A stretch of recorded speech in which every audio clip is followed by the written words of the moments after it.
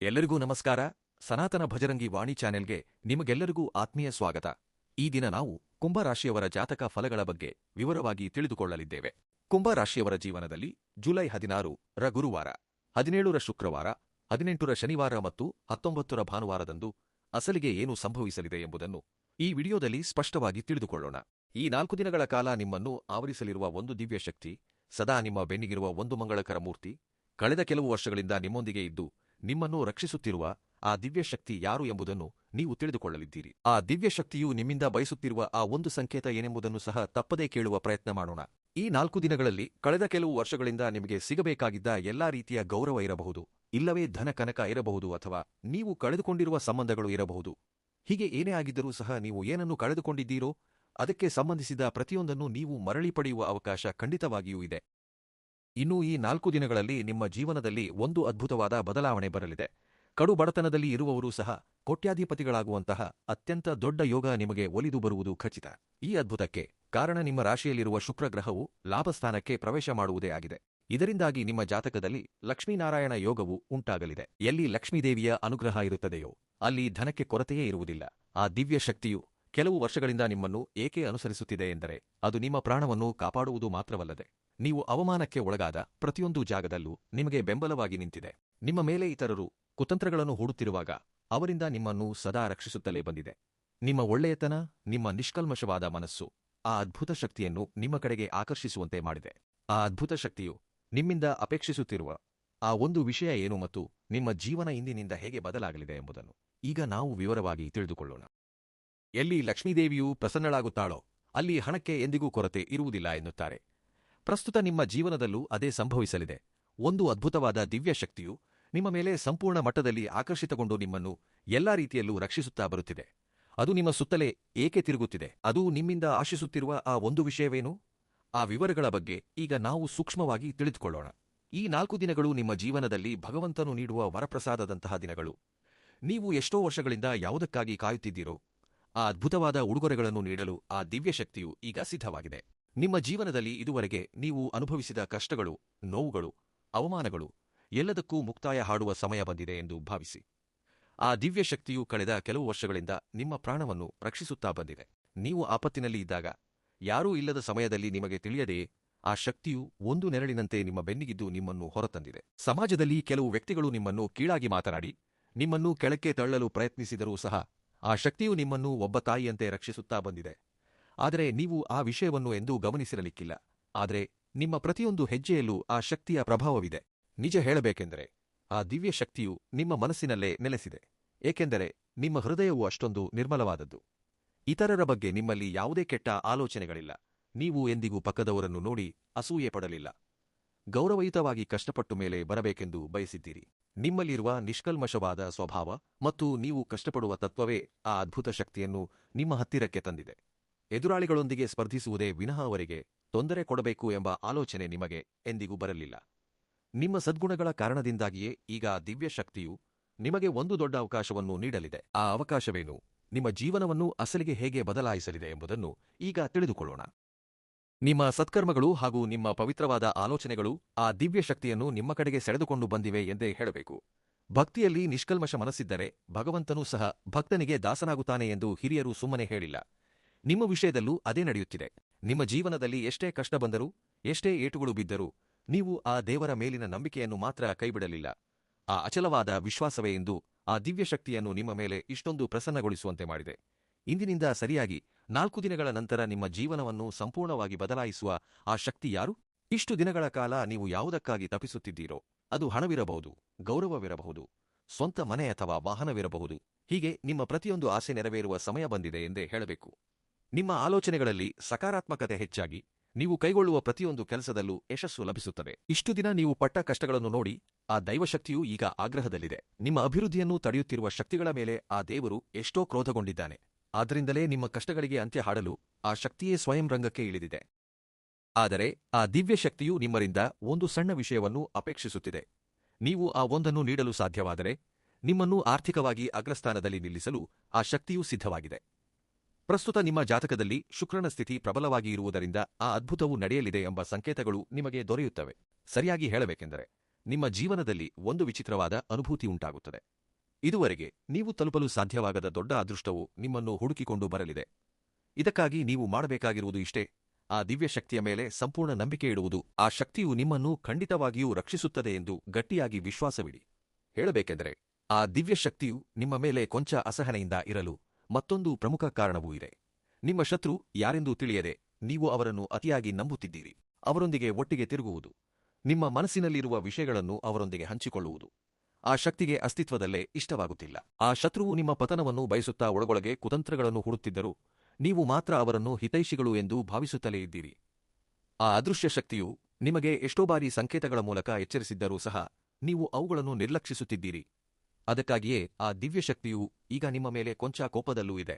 ಹೇಳಬೇಕೆಂದರೆ, ನೀವು ಆ ಶತ್ರುವನ್ನು ಎಷ್ಟರ ಮಟ್ಟಿಗೆ ನಂಬುತ್ತಿದ್ದೀರೆಂದರೆ, ಅವರೊಂದಿಗೆ ಒಟ್ಟಿಗೆ ತಿರುಗುತ್ತಾ ನಿಮ್ಮ ಪ್ರತಿಯೊಂದು ವಿಷಯಗಳನ್ನು ಅವರೊಂದಿಗೆ ಹಂಚಿಕೊಳ್ಳುತ್ತಿದ್ದೀರಿ. ನಿಮ್ಮ ಕೆಲಸದಲ್ಲಿ ನಡೆಯುವ ಪ್ರಗತಿಯನ್ನು ಸಹ ಅವರೊಂದಿಗೆ ಹಂಚಿಕೊಳ್ಳುತ್ತಿದ್ದೀರಿ. ನಿಮ್ಮಲ್ಲಿರುವ ಈ ಮುಗ್ಧತೆಯನ್ನು ನೋಡಿ ಆ ದಿವ್ಯ ಶಕ್ತಿಯು ನಿಮ್ಮ ಮೇಲೆ ಎಷ್ಟೋ ಅಸಹನೆಯಿಂದ ಇದೆ. ಆ ಅದೃಶ್ಯ ಶಕ್ತಿಯು ನಿಮಗೆ ಎಷ್ಟೋ ರೀತಿಯಲ್ಲಿ ಸಂಕೇತಗಳನ್ನು ನೀಡುತ್ತಿದ್ದರೂ ಸಹ ನೀವು ಮಾತ್ರ ಅವನ್ನೇನೂ ಗಮನಿಸುತ್ತಿಲ್ಲ. ಆ ಶತ್ರುಗಳನ್ನೇ ಪ್ರಾಣಸ್ನೇಹಿತರು ಎಂದು ಭಾವಿಸುತ್ತಿದ್ದೀರಿ. ಇನ್ನಾದರೂ ನೀವು ಎಚ್ಚೆತ್ತುಕೊಳ್ಳದಿದ್ದರೆ ನಿಮ್ಮ ಜೀವನವು ತೀವ್ರವಾದ ತೊಂದರೆಗೆ ಸಿಲುಕುವ ಅಪಾಯ ಕಂಡುಬರುತ್ತಿದೆ. ಏಕೆಂದರೆ ಆ ಶತ್ರುವು ನಿಮ್ಮನ್ನು ನಾಶಮಾಡುವುದನ್ನೇ ಗುರಿಯಾಗಿ ಇಟ್ಟುಕೊಂಡಿದ್ದಾನೆ. ನಿಮ್ಮ ಬೆಳವಣಿಗೆಯನ್ನು ನೋಡಿ ಸಹಿಸದೆ ಆ ವ್ಯಕ್ತಿಯು ನಿಮ್ಮ ಮೇಲೆ ಕ್ಷುದ್ರ ಪೂಜೆಗಳು, ತಾಂತ್ರಿಕ ಪ್ರಯೋಗಗಳನ್ನು ಸಹ ಮಾಡುತ್ತಿದ್ದಾನೆ. ನಿಮ್ಮನ್ನು ಮಾನಸಿಕವಾಗಿ ಕುಗ್ಗಿಸಲು ಎಷ್ಟೋ ರೀತಿಯ ತಿಳಿಯದಂತಹ ಕ್ಷುದ್ರ ಪೂಜೆಗಳನ್ನು ಸಹ ನಿಮ್ಮ ಮೇಲೆ ಪ್ರಯೋಗಿಸುತ್ತಿದ್ದಾರೆ. ಕೇಳಲು ಭಯಾನಕವಾಗಿದ್ದರೂ ಇದು ಮಾತ್ರ ಸತ್ಯ. ಇಂತಹ ನಕಾರಾತ್ಮಕ ಶಕ್ತಿಗಳ ಪ್ರಭಾವದಿಂದಾಗಿ ನಿಮ್ಮ ಬುದ್ಧಿ ಈ ಮಧ್ಯೆ ಸರಿಯಾಗಿ ಕೆಲಸ ಮಾಡುತ್ತಿಲ್ಲ ಎಂದೇ ಹೇಳಬೇಕು. ಮಾನಸಿಕವಾಗಿ ಆರೋಗ್ಯ ಹದಗೆಡುವುದು ಮಾತ್ರವಲ್ಲದೆ ಜೀವನದಲ್ಲಿ ಸಂತೋಷ ಎಂಬುದು ಬಂದರೂ ಅದು ನೀರಿನ ಬುದ್ಬುದದಂತೆ ಆವಿಯಾಗಿ ಹೋಗುತ್ತಿದೆ. ಆ ತಾಂತ್ರಿಕ ಶಕ್ತಿಗಳು ನಿಮ್ಮಲ್ಲಿ ಎಷ್ಟೋ ರೀತಿಯಲ್ಲಿ ಧನಾತ್ಮಕ ಶಕ್ತಿಯನ್ನು ಕಡಿಮೆ ಮಾಡುತ್ತಿವೆ. ನೀವು ಮಾಡಿದ ಒಳ್ಳೆಯ ಕೆಲಸಗಳ ಕಾರಣದಿಂದಾಗಿಯೇ ಆ ದಿವ್ಯ ಶಕ್ತಿಯು ನಿಮ್ಮನ್ನು ಕವಚದಂತೆ ರಕ್ಷಿಸುತ್ತಿದ್ದರು. ನೀವು ಯಾವಾಗ ಆ ಶತ್ರುಗಳೊಂದಿಗೆ ಒಟ್ಟಿಗೆ ತಿರುಗುತ್ತಾ ಅವರನ್ನು ನಿಮ್ಮ ಮನೆಗೆ ಬರಮಾಡಿಕೊಳ್ಳುತ್ತಿದ್ದೀರೋ ಆಗ ಆ ರಕ್ಷಣಾ ಕವಚವು ದುರ್ಬಲಗೊಳ್ಳುತ್ತದೆ. ಇದರಿಂದಾಗಿ ನೀವು ಯಾವ ಕೆಲಸವನ್ನು ಮಾಡಬೇಕೆಂದುಕೊಂಡರೂ ಮನಸ್ಸು ಒಪ್ಪದಿರುವುದು, ಯೋಚಿಸಿದ ಕೆಲಸಗಳು ಸಕಾಲದಲ್ಲಿ ಪೂರ್ಣಗೊಳ್ಳದಿರುವುದು ಮುಂತಾದವುಗಳು ನಡೆಯುತ್ತಲೇ ಇವೆ. ನಿಮ್ಮ ಸಂಕಲ್ಪ ಬಲ ಕಡಿಮೆಯಾಗಿ ನಿರಂತರವಾಗಿ ಯಾವುದೋ ತಿಳಿಯದ ಆತಂಕ ನಿಮ್ಮನ್ನು ಆವರಿಸುತ್ತಲೇ ಇದೆ. ಆ ಶತ್ರುವಿನ ಕಾಟದಿಂದ ನಿಮ್ಮನ್ನು ಹೇಗೆ ಕಾಪಾಡಿಕೊಳ್ಳಬೇಕು? ಆ ದಿವ್ಯ ಶಕ್ತಿಯು ನಿಮ್ಮಿಂದ ಏನು ಬಯಸುತ್ತಿದೆ ಎಂಬುದನ್ನು ಈಗ ನಾವು ಜಾಗ್ರತೆಯಾಗಿ ತಿಳಿದುಕೊಳ್ಳೋಣ. ನಿಮ್ಮ ಜೀವನವನ್ನು ಬದಲಾಯಿಸುವ ಆ ರಹಸ್ಯ ಈಗ ಹೊರಬರಲಿದೆ. ನೀವು ಏನೇ ಯೋಜನೆ ಹಾಕಿದರೂ ಅದು ಮಧ್ಯದಲ್ಲೇ ನಿಂತು ಹೋಗಲು ಕಾರಣ ಆ ಶತ್ರುವಿನ ಪ್ರಭಾವವೇ ಎಂದೇ ಹೇಳಬೇಕು. ಇನ್ನಾದರೂ ಆ ವ್ಯಕ್ತಿಯನ್ನು ಕುರುಡಾಗಿ ನಂಬುವುದನ್ನು ಬಿಟ್ಟುಬಿಡಿ. ಮುಂಬರುವ 10 ದಿನಗಳಲ್ಲಿ ನೀವು ಮಾಡಲಿರುವ ಯಾವುದೇ ಪ್ರಮುಖ ಕೆಲಸದಲ್ಲೂ ಆ ವ್ಯಕ್ತಿಯನ್ನು ಪಾಲುದಾರನನ್ನಾಗಿ ಮಾಡಬೇಡಿ. ಆ ಶತ್ರುವಿನ ಹೆಸರೇನು ಎಂಬುದನ್ನು ಸಹ ಈಗ ನಾವು ಕೂಲಂಕಷವಾಗಿ ತಿಳಿದುಕೊಳ್ಳೋಣ. ಆ ದಿವ್ಯ ಶಕ್ತಿಯು ಬಯಸುತ್ತಿರುವ ಆ ಒಂದು ವಿಷಯವೇನೆಂದು ಗೊತ್ತೇ? ನಿಮ್ಮ ಜೀವನ ಈಗ ಬದಲಾಗಲಿದೆ. ಅದಕ್ಕಾಗಿಯೇ ನಮ್ಮ ಈ ವಿಡಿಯೋವನ್ನು ಶ್ರದ್ಧೆಯಿಂದ ಕೇಳಿ. ಬಹಳಷ್ಟು ಜನರು ಮಾಹಿತಿಯನ್ನು ಸರಿಯಾಗಿ ಕೇಳದೆಯೇ ಫಲಿತಾಂಶ ಸಿಗಲಿಲ್ಲ ಎಂದು ಹೇಳುತ್ತಾರೆ. ಅಸಲಿಗೆ ಏನು ಮಾಡಬೇಕು, ಎಂತಹ ಜಾಗ್ರತೆಗಳನ್ನು ತೆಗೆದುಕೊಳ್ಳಬೇಕು ಎಂದು ತಿಳಿಯಬೇಕಾದರೆ ಪೂರ್ಣ ವಿವರಗಳನ್ನು ಕೇಳುವುದು ಬಹಳ ಅಗತ್ಯವಲ್ಲವೇ? ಇಂದಿನಿಂದ ಖಂಡಿತವಾಗಿಯೂ ನಿಮ್ಮ ಜಾತಕದಲ್ಲಿ ಶುಕ್ರನು ಅತ್ಯಂತ ಶಕ್ತಿಶಾಲಿಯಾಗಿ ಬದಲಾಗಲಿದ್ದಾನೆ. ಇದರಿಂದಾಗಿ ಲಕ್ಷ್ಮೀನಾರಾಯಣ ಯೋಗ ಉಂಟಾಗುತ್ತದೆ. ಇಂತಹ ಸಮಯದಲ್ಲಿ ನೀವು ಹಣದ ವಿಷಯದಲ್ಲಿ ಬಹಳ ಬುದ್ಧಿವಂತಿಕೆಯಿಂದ ನಡೆದುಕೊಳ್ಳಬೇಕು ತಾನೆ? ಈ ಅನಗತ್ಯವಾದ ಖರ್ಚುಗಳನ್ನು ಖಂಡಿತವಾಗಿ ಮಾಡಬೇಡಿ. ಕೇವಲ 10 ರೂಪಾಯಿಯಾಗಿದ್ದರೂ ಸಹ ಅದು ನಿಮಗೆ ಉಪಯೋಗವಾಗುವ ಕೆಲಸಕ್ಕೆ ಮಾತ್ರ ಖರ್ಚು ಮಾಡಿ. ವ್ಯರ್ಥವಾದ ಕೆಲಸಗಳಿಗೆ ಹಣವನ್ನು ಹಾಳು ಮಾಡಿದರೆ ನಿಮ್ಮ ಅದೃಷ್ಟವು ನಿಮ್ಮಿಂದ ದೂರವಾಗುವ ಅಪಾಯವಿದೆ. ಹಣವನ್ನು ಎಲ್ಲಿ ಹೂಡಿಕೆ ಮಾಡಬೇಕು, ಎಲ್ಲಿ ಖರ್ಚು ಮಾಡಬೇಕು ಎಂಬುದನ್ನು 1ಕ್ಕೆ 2 ಬಾರಿ ಯೋಚಿಸಿ ನಿರ್ಧಾರ ತೆಗೆದುಕೊಳ್ಳಿ. ನಿಮ್ಮ ಜೀವನದಲ್ಲಿ ಅದ್ಭುತಗಳನ್ನು ಮಾಡಲಿರುವ ಆ ದಿವ್ಯ ಶಕ್ತಿ ಬೇರೆ ಯಾರೂ ಅಲ್ಲ, ಸಾಕ್ಷಾತ್ ಆ ಧನಲಕ್ಷ್ಮಿ. ಹೇಳಬೇಕೆಂದರೆ ಲಕ್ಷ್ಮೀದೇವಿಯು ನಿಮ್ಮ ಮೇಲೆ ಸಂಪೂರ್ಣವಾಗಿ ಕರುಣೆ ತೋರಿಸಲಿದ್ದಾಳೆ. ಆ ತಾಯಿಯು ಅತ್ಯಂತ ಕೋಮಲವಾದ ಹೃದಯವನ್ನು ಹೊಂದಿದ್ದಾಳೆ. ಆಕೆ ಒಂದು ಬಾರಿ ನಿಮ್ಮ ಮೇಲೆ ಮನಸ್ಸು ಮಾಡಿದರೆ ನಿಮ್ಮ ದಾರಿದ್ರ್ಯವೆಲ್ಲ ತೊಲಗಿ ನಿಮ್ಮ ಜೀವನವೇ ಬದಲಾಗುತ್ತದೆ. ನಿಮ್ಮ ಆರ್ಥಿಕ ಸಮಸ್ಯೆಗಳೆಲ್ಲವೂ ಮೂಲಸಹಿತ ನಿವಾರಣೆಯಾಗುವ ಸಮಯ ಈಗ ಬಂದಿದೆ ಎಂದೇ ಹೇಳಬೇಕು. ಇನ್ನು ಆ ತಾಯಿಯ ಆಶೀರ್ವಾದದಿಂದಾಗಿ ನಿಮ್ಮ ಜೀವನದಲ್ಲಿ ಸಕಾರಾತ್ಮಕ ಬದಲಾವಣೆಗಳು ಬರುತ್ತವೆ. ಈ 4 ದಿನಗಳಲ್ಲಿ ನೀವು ತೆಗೆದುಕೊಳ್ಳಬೇಕಾದ ಇನ್ನೂ ಕೆಲವು ಜಾಗ್ರತೆಗಳು ಮತ್ತು ಆ ಶತ್ರುವಿನಿಂದ ನೀವು ಹೇಗೆ ತಪ್ಪಿಸಿಕೊಳ್ಳಬೇಕು ಎಂಬುದನ್ನು ಈಗ ನಾವು ತಿಳಿದುಕೊಳ್ಳೋಣ. ಲಕ್ಷ್ಮೀದೇವಿಯ ಅನುಗ್ರಹ ನಿಮ್ಮ ಮೇಲಿದ್ರೆ ಬೆಟ್ಟದಂತಹ ಕಷ್ಟವಾಗಿದ್ದರೂ ಕ್ಷಣಮಾತ್ರದಲ್ಲಿ ಮಾಯವಾಗಿ ಹೋಗುತ್ತದೆ. ನಿಮ್ಮ ಜೀವನವನ್ನು ಸಂಪೂರ್ಣವಾಗಿ ಬದಲಾಯಿಸುವ ಶಕ್ತಿ ಆ ತಾಯಿಗೆ ಇರುವುದರಿಂದ ಈಗ ನಿಮ್ಮ ಆರ್ಥಿಕ ಇಕ್ಕಟ್ಟುಗಳೆಲ್ಲವೂ ಬೇರುಸಹಿತ ತೊಲಗಿ ಹೋಗುವ ಅದ್ಭುತವಾದ ಸಮಯ ಬಂದಿದೆ ಎಂದೇ ಹೇಳಬೇಕು. ಈ 4 ದಿನಗಳಲ್ಲಿ ನೀವು ಒಂದು ನಿಯಮವನ್ನು ಖಂಡಿತವಾಗಿಯೂ ಪಾಲಿಸಬೇಕು. ಅದೇನೆಂದರೆ ನಿಮ್ಮ ಬಳಿ ಇರುವ ಹಣವನ್ನು ಅನಗತ್ಯ ವ್ಯಸನಗಳಿಗಾಗಲಿ ಅಥವಾ ಇತರರ ಮುಂದೆ ಬಡಾಯಿ ಕೊಚ್ಚಿಕೊಳ್ಳುವುದಕ್ಕಾಗಲಿ ಖರ್ಚು ಮಾಡಬೇಡಿ. ಜೂಜಿನಂತಹ ಅಭ್ಯಾಸಗಳಿಂದ ದೂರವಿರಿ. ಹಣವನ್ನು ಸರಿಯಾದ ಮಾರ್ಗದಲ್ಲಿ ಖರ್ಚು ಮಾಡಿದರೆ ಮಾತ್ರ ಆ ತಾಯಿಯು ನಿಮ್ಮ ಮನೆಯಲ್ಲಿ ಶಾಶ್ವತವಾಗಿ ನೆಲೆಸುತ್ತಾಳೆ. ಇನ್ನೂ ಮತ್ತೊಂದು ಪ್ರಮುಖ ವಿಷಯ, ಬಹಳಷ್ಟು ಜನರು ಆಹಾರವನ್ನು ವ್ಯರ್ಥ ಮಾಡುತ್ತಾರೆ. ಅಂದ್ರೆ ಹೊರಗಿನಿಂದ ತಂದಿದ್ದಾಗಲಿ ಅಥವಾ ಮನೆಯಲ್ಲಿ ಅಡುಗೆ ಮಾಡಿದ್ದನ್ನಾಗಲಿ ಅರ್ಧಂಬರ್ಧ ತಿಂದು ಉಳಿದಿದ್ದನ್ನು ಎಸೆದು ಬಿಡುತ್ತಾರೆ. ಹೀಗೆ ಮಾಡುವುದರಿಂದ ಲಕ್ಷ್ಮೀದೇವಿಗೆ ನಿಮ್ಮ ಮೇಲೆ ಕೋಪ ಬರುತ್ತದೆ. ಶುಕ್ರನು ದುರ್ಬಲನಾಗುತ್ತಾನೆ. ನಿಮ್ಮ ಜಾತಕದಲ್ಲಿ ಶುಕ್ರನು ಬಲವಾಗಿದ್ದರೆ ತಾನೇ ನಿಮಗೆ ವಿಲಾಸಿ ಜೀವನ, ವಾಹನ ಯೋಗ, ಆಧುನಿಕ ಸೌಕರ್ಯಗಳು ಲಭಿಸುವುದು. ನೀವು ಬಳಸುತ್ತಿರುವ ಯಾವುದೇ ವಸ್ತುವಿನಿಂದ ಹಿಡಿದು ನೀವು ಪ್ರಯಾಣಿಸುವ ವಾಹನದವರೆಗೆ ಎಲ್ಲದಕ್ಕೂ ಶುಕ್ರನೇ ಕಾರಕನಾಗಿರುವುದರಿಂದ ಇವುಗಳನ್ನು ಸದಾ ಗೌರವದಿಂದ ನೋಡಿಕೊಳ್ಳಬೇಕು. ಇನ್ನು ಬಹಳಷ್ಟು ಜನರು ಮಾಡುವ ತಪ್ಪು ಏನೆಂದರೆ ತಮ್ಮ ಬಳಿ ಇರುವ ವಾಹನಗಳನ್ನು ತಿಂಗಳುಗಟ್ಟಲೆ ಸ್ವಚ್ಛಗೊಳಿಸುವುದಿಲ್ಲ.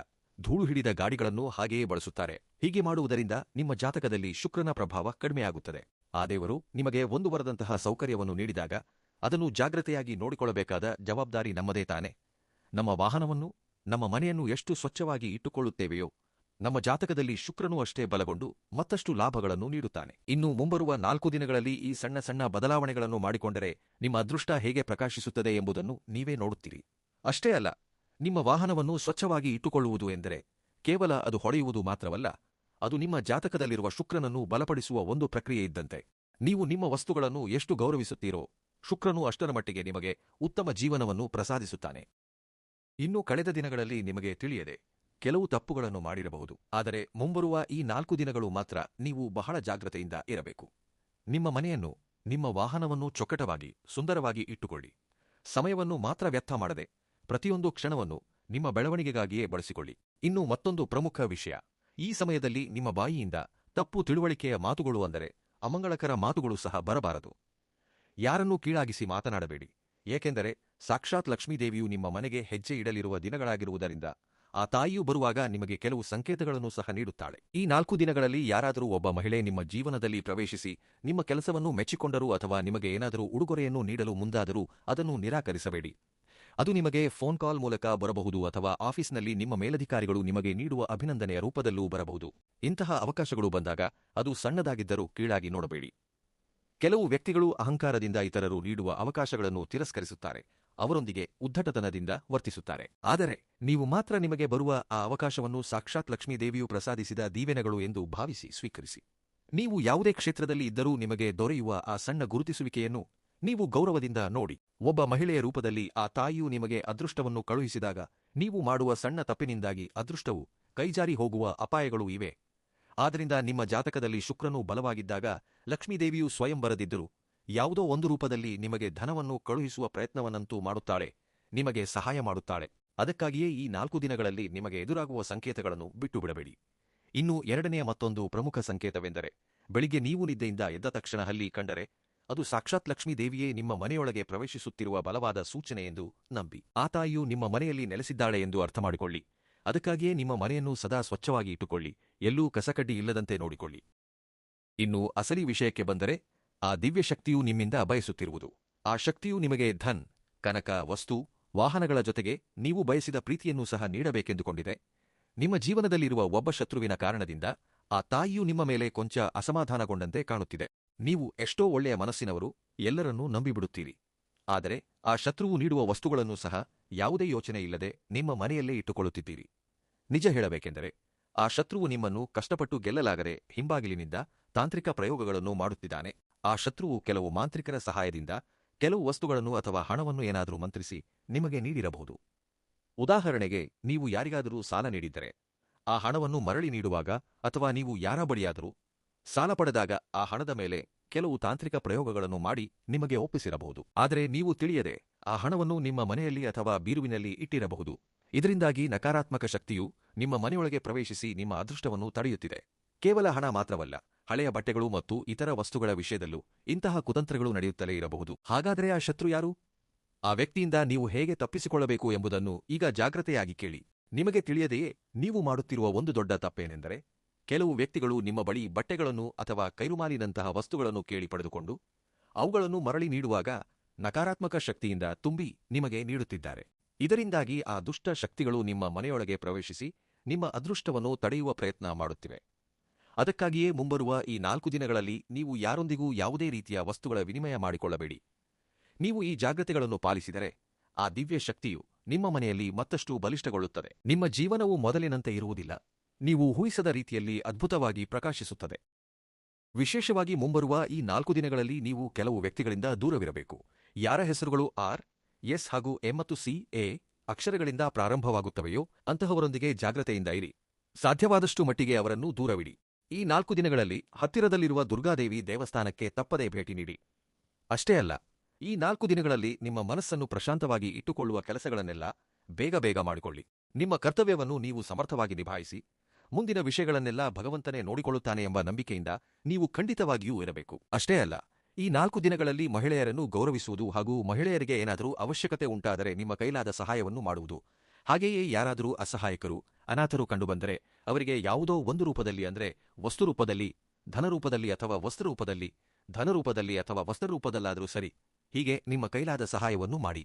ಏಕೆಂದರೆ ಈ ತಿಂಗಳಿನಲ್ಲಿ ನೀವು ಯಾವುದೇ ದಾನ ಮಾಡಿದರೂ ಸಹ ಅದಕ್ಕೆ ಅತ್ಯಂತ ಹೆಚ್ಚಿನ ಪುಣ್ಯಫಲ ದೊರೆಯುತ್ತದೆ. ನಿಮ್ಮ ಜೀವನ ಸುಖಮಯವಾಗಲಿ ಎಂದು ಹಾರೈಸುತ್ತಾ ನಮ್ಮ ಸನಾತನ ಭಜರಂಗಿ ವಾಣಿ ಚಾನೆಲ್ ಅನ್ನು ಇಂದೇ ಸಬ್ಸ್ಕ್ರೈಬ್ ಮಾಡಿಕೊಳ್ಳಿ. ಧನ್ಯವಾದಗಳು.